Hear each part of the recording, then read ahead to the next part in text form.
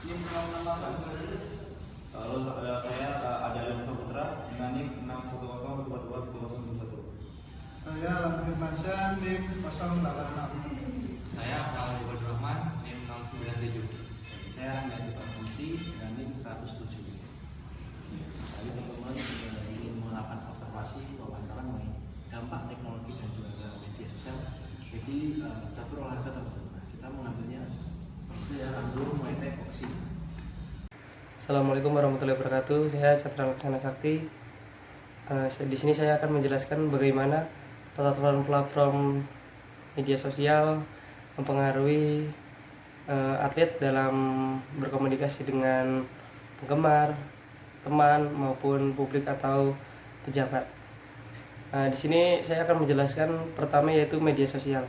Media sosial atau sering juga disebut sebagai sosial media adalah pelantara digital yang memfasilitasi penggunanya untuk saling berinteraksi atau memberikan konten berupa tujuan, foto, video, dan merupakan pelataran digital yang menyediakan fasilitas untuk melakukan aktivitas sosial bagi setiap penggunanya.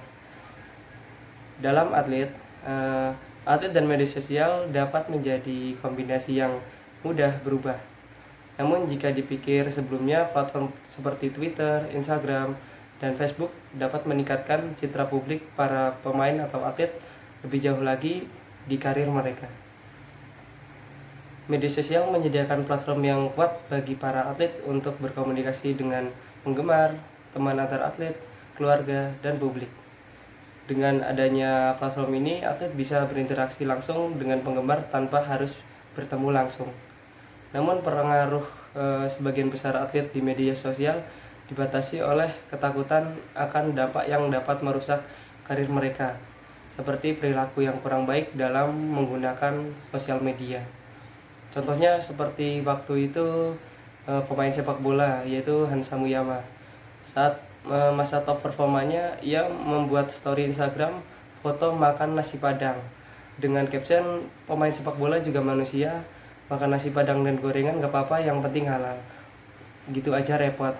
Hansa Muyama mengatakan seperti itu karena ia membuat story Instagram seperti itu dan dilihat banyak orang, dan salah satu orang tersebut yaitu pelatih. Ia langsung tidak dipanggil ke timnas senior lagi. Dan di sini kita tahu bahwa media sosial jika kita gunakan dengan tidak tepat akan menjadi bumerang kepada kita. Tidak hanya berinteraksi dengan sesama pengguna saja, atlet yang mempunyai karir bagus juga bisa memanfaatkan media sosial sebagai tambahan penghasilan dengan cara yaitu endorse atau mempromosikan suatu produk dengan membuat story atau postingan produk tersebut di platformnya yang bertujuan para penggemarnya membeli produk tersebut. Assalamualaikum warahmatullahi wabarakatuh. Di sini saya akan menjelaskan tentang media sosial adalah sebuah media online dengan para penggunanya bisa dengan mudah berpartisipasi, berbagi, dan menciptakan isi meliputi blog, jejaring sosial, dan dunia virtual. Dampak positif dari media sosial adalah memudahkan kita untuk berinteraksi dengan banyak orang, memperluas pergaulan, jarak dan waktu bukan lagi masalah, lebih mudah dalam mengekspresikan diri. Penyebaran informasi dapat berlangsung secara cepat, biaya lebih murah, sedangkan dampak negatif dari media sosial adalah menjauhkan orang-orang yang sudah dekat dan sebaliknya. Interaksi secara tatap muka cenderung menurun, membuat orang-orang menjadi kecanduan terhadap internet. Menimbulkan konflik, masalah privasi, rentan terhadap pengaruh buruk orang lain. Nah, pada ranah olahraga, seorang atlet mampu berinteraksi dengan supporter melalui teks, video, atau gambar yang dapat memperkuat rasa kesetiaan dan persatuan antara supporter, pemain, dan klub. Akan tetapi, dengan adanya media sosial tidak selalu memberi dampak baik kepada mental atlet. Kritik dan saran yang kurang membangun lebih cepat diterima atlet karena kemudahan berkomunikasi ketika atlet mendapatkan sebuah prestasi akan lebih mudah diterima dan diapresiasi oleh masyarakat luas. Contohnya adalah pada saat mungkin di dalam atlet ketika dia sedang mengalami penurunan karir atau sedang underperform, biasanya dia akan mudah dikritik oleh oleh supporternya sendiri ataupun oleh salah satu temannya. Itu juga bisa terjadi di dunia atlet seperti itu. Terima kasih. Saya Akmal Ibadur Rahman dengan nomor induk mahasiswa 61014211097. Di sini saya akan menjelaskan perbandingan identitas atlet pria dan wanita di dunia olahraga. Lebih tepatnya di media sosial. Di sini untuk pemenuhan tugas ujian akhir semester mata kuliah sosiologi olahraga. Nah, di sini ada beberapa perbandingan dari cara dipresentasikan ataupun dipersepsikan antara atlet pria dan atlet wanita di media sosial. Yang pertama, pengaruh media sosial dan teknologi terhadap identitas atlet pria dengan atlet wanita dapat dibandingkan secara signifikan di zaman digitalisasi saat ini. Hal yang kecil dapat kita lihat yaitu dari jumlah followers antara kedua atlet tersebut. Apalagi seorang atlet wanita yang memiliki paras yang begitu menawan, pasti banyak sekali orang-orang yang mengikuti jejak digitalnya. Tidak hanya itu, support untuk atlet wanita akan terlihat lebih signifikan dari para followersnya dibanding dengan atlet pria. Ketika atlet wanita akan bertanding ataupun selesai bertanding, pasti akan banyak sekali orang-orang yang mensupport atlet wanita. Berbeda dengan atlet pria. Dalam arti atlet wanita ini memiliki ketenaran yang lebih tinggi karena banyaknya support yang terutama oleh kaum pria pada zaman sekarang. Nah, yang selanjutnya adalah hujatan yang datang dari netizen. Para netizen tidak akan segan menjudge atau menghina atlet pria ketika melakukan kesalahan di dalam atau saat pertandingan. Maka hujatan-hujatan akan datang langsung dengan pedas sekalipun. Berbeda terbalik dengan atlet wanita. Jika ia kalah ataupun melakukan kesalahan saat pertandingan, atlet wanita cenderungnya akan mendapatkan penyemangat lebih, bahkan ketika melakukan kesalahan ataupun kalah di dalam pertandingan. Nah, itu tuh ada sedikit perbedaan antara pria dan wanita. Walaupun tidak semua seperti itu, tetapi banyak sekali hal-hal tersebut yang terjadi pada saat ini. Yang terakhir yaitu komentar-komentar di setiap postingan ataupun like yang terdapat ataupun yang diterima atlet juga berbeda antara atlet pria dan juga atlet wanita. Atlet wanita lebih unggul jika mereka memposting sesuatu ataupun endorse atau semacamnya. Bahkan atlet wanita seringkali diundang di acara televisi ataupun acara podcast dibanding atlet pria.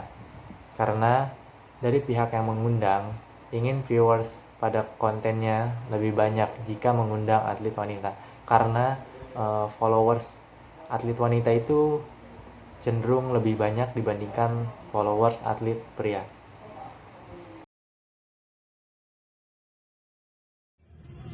Nah, teknologi ini telah menjadi bagian penting dalam kepelatihan dan kinerja atlet di era olahraga modern. Nah, teknologi ini dapat membantu atlet untuk meningkatkan kemampuan, kesehatan, serta strategi mereka yang belum pernah digunakan sebelumnya.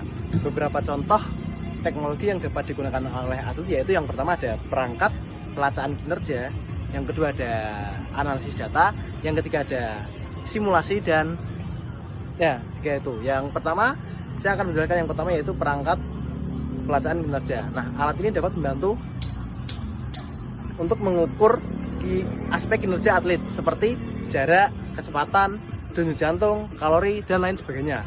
Nah, perangkat ini dapat memberikan umpan balik secara real time atau menyimpan data untuk dievaluasi oleh atlet sehingga atlet dapat meningkatkan kinerjanya ke depannya. Nah, beberapa contoh perangkat pelacaan kinerja, yaitu ada sensor gerak, terus ada rekaman video, dan yang terakhir ada smartboard. Nah, smartboard seperti ini ya. Jadi dalam smartboard ini dia itu langsung terkoneksi atau terhubung langsung dengan internet ataupun smartphone. Nah, dalam smartboard ini terdapat banyak fitur model olahraga. Jadi atlet itu dapat menggunakan jam tangan ini untuk misal melakukan olahraga renang, sepak bola, lari, dan lain sebagainya. Nah, atlet dapat menggunakan model olahraga tersebut dalam smartboard ini agar atlet tahu kinerjanya dalam melakukan kegiatan tersebut. Nah, kita mari buka smartboard ya. Jadi ada beberapa fitur di smartboard. Di situ kita bisa lihat. Nah, ada O2 ini juga indikator kesehatan bagi atletnya. Nah, kita akan melihat mode olahraga. Nah, di sini ada mode olahraga berbagai mode olahraga ya. Ada lari, ada sepeda, ada yoga, ada basket, ada sepak bola, ada badminton, ada skipping. Nah, sorry kepencet ya. Ada renang juga, ada karate, dan berbagai macam olahraga lainnya. Nah, ada taekwondo ya. Nah, gitu itu kita bisa milih ya. Jadi kita misal mau melakukan aktivitas apa, misal taekwondo, kita pilih fitur di situ ada taekwondo, ataupun sepak bola kita pilih sepak bola, atau badminton, atau renang, atau lari, dan lain sebagainya. Saya sering melakukannya itu lari ya. Jadi lari atau sering menggunakan smartboard karena ringan saja gitu daripada menggunakan HP, karena ini langsung terkoneksi dengan HP. Nah, di situ juga ada tekanan darah ya, untuk mengukur tekanan darah. Di sini kita akan mengecek tekanan darah. Nah, itu jadi hasilnya 131/82. Nah, termasuk normal ya. Tidak mengalami resiko untuk hipertensi. Dan saya tidak bisa mengatakan bahwa 100% akurat. Karena kalau indikator kesehatan dalam smartboard ini 100% akurat, nanti yang ada itu check up rumah sakit malah tutup.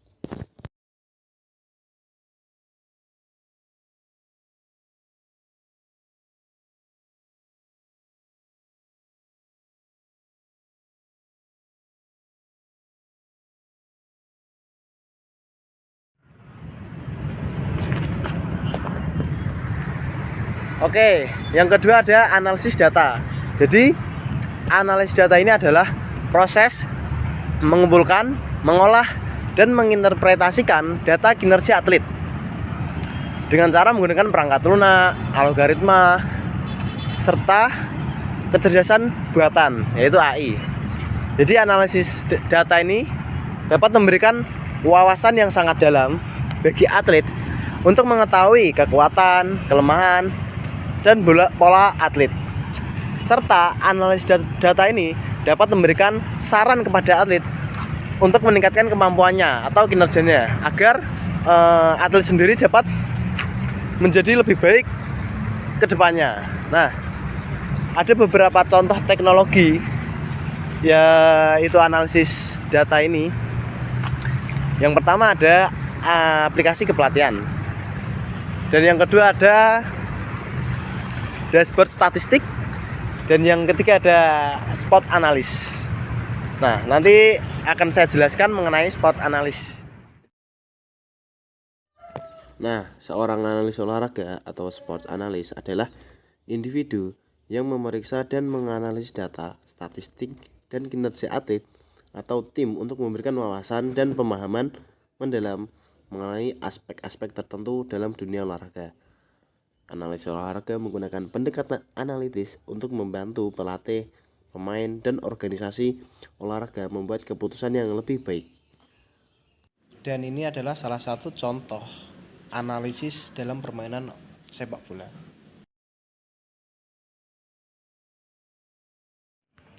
Oke, yang ketiga ada simulasi.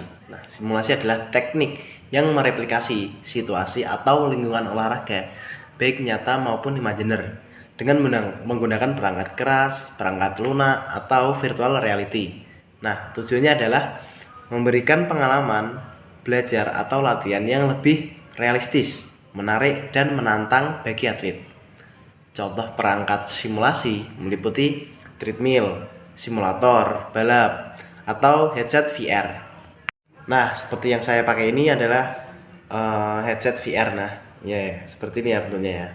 Nah, dengan menggunakan simulasi, atlet dapat melatih keterampilan, menguji kemampuan, dan menghadapi berbagai tantangan. Nah, untuk VR kali ini sangat menarik ya. Nah, ini kita bisa lihat di dalam video ada permainan roller coaster. Nah, salah satu contohnya ya seperti ini. Jadi di dalam alat VR tersebut terdapat video. Jadi ada kayak imaginer lah, kayak kita di dunia nyata gitu loh, tapi virtual gitu. Seperti ini ya. Nanti saya juga akan menjelaskan mengenai VR dalam dunia olahraga. Nah, ini salah satu contoh simulator balap ya, seperti ini contohnya.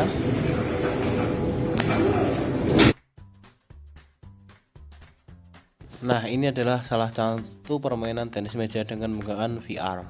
Nah, seperti sekilas mirip di dunia nyata ya. Ini virtual.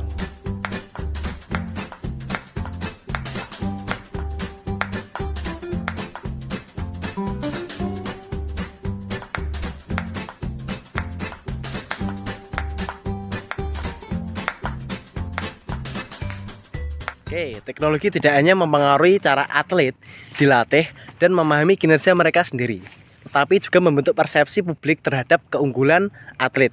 Teknologi dapat membuat atlet lebih dihargai, dikagumi, atau diinspirasi oleh media dan penggemar karena kemampuan atau prestasi yang mereka capai sangat luar biasa. Nah, contohnya adalah Messi ya dalam sepak bola. Jadi Messi itu salah satu pemain yang memiliki trofi individu Ballon d'Or terbanyak, yaitu 8, dan juga trofi tim atau seluruh trofi yang pernah diraihnya yaitu ada sebanyak 43. Nah, dan setahun yang lalu Messi juga mendapatkan 1 Piala Dunia bersama timnas Argentina. Nah, Messi ini di Instagram ketika mengupload sebuah foto yang mencium trofi Piala Dunia itu mendapatkan like terbanyak di Instagram, dan itu belum ada yang memecahkan rekor tersebut, like terbanyak. Nah, jadi para penggemar itu sangat suka dan sangat bangga atas pencapaian Messi yang diraihnya, karena beliau itu susah payah dari 2014 gagal di final, 2018 gagal, dan dia mendapatkan juara 1 Piala Dunia yang di tahun kemarin 2022. Nah, itu sangat menginspirasi bagi para penggemarnya bahwa usaha tidak akan mengkhianati hasil. Seperti itu. Nah, teknologi juga dapat membuat atlet lebih dikritik, dicurigai, atau ditolak oleh media dan penggemar karena penggunaan atau penyalahgunaan teknologi dalam olahraga. Nah, contohnya adalah atlet yang terlibat dalam doping, VAR, atau e-sport. E-sport juga termasuk itu. Jadi ya tadi yang pertama ada VAR ya. VAR itu kan ada ya cuplikan, jadi kayak misal dalam pertandingan atau pas dalam sepak bola ya, ini meludahi pemain lawan. Nah, itu kan terlihat dari VAR. Nah, itu bisa jadi itu nanti setelah pertandingan dia akan mendapatkan kritikan oleh media maupun para penggemar yang diludahinya. Atau tadi juga ada doping. Doping itu merugikan tim. Kalau ada yang pemain curang melakukan doping, itu akan dibanned biasanya. Jadi ya kurang lebih berapa tahun lah gitu. Dan tadi juga ada e-sport. E-sport juga sama. Jadi kalau e-sport itu pengalaman saya ya, dalam dunia e-sport itu kan terlihat di kamera ya. Jadi ketika ada permainan tuh ada permainan, terus ada tim A, tim B itu di pojok kameranya. Nah, ketika menang melakukan selebrasi. Nah, ketika tim lawan terprovokasi atas selebrasi kemenangannya, itu bisa jadi dia nanti akan dikritik oleh para penggemar timnya. Itu bisa jadi karena apa? Mungkin karena selebrasinya itu terlalu membuat fans dari tim lawan itu terpancing emosinya, atau enggak terlalu mungkin ada unsur sara yang disengaja. Itu akan membuat para penggemarnya itu akan mengkritik atlet tersebut. Nah, seperti itulah dampak teknologi dan juga media sosial bagi pelatih dan atlet. Terima kasih.